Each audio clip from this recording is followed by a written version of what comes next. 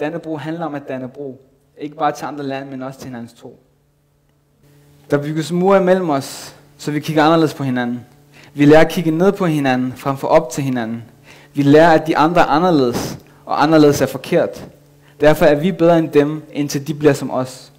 Vi lærer at hade hinanden og elske os selv.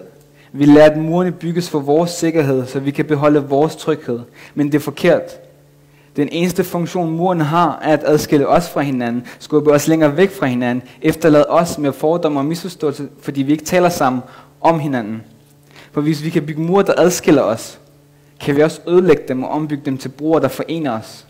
For jeg ser på flagstangen, jeg ser på Dannebro, jeg ser en masse mennesker, der ikke vil danne bro. Alle ønsker, at vi alle skal være ens. Alle skal være som dem. Alle skal være en.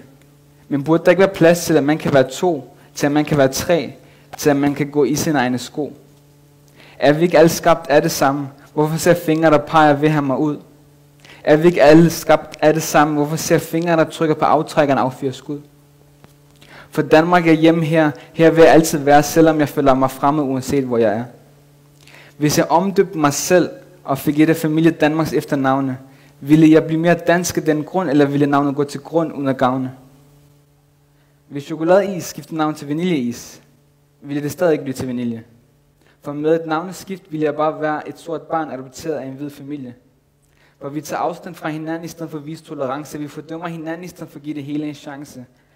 For hvis vi skal leve sammen, og det skal vi, og komme videre, så skal vi prøve at forstå og acceptere vores uligheder.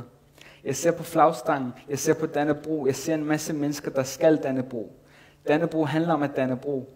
Ikke bare til andre lande, men også til hinandens tro.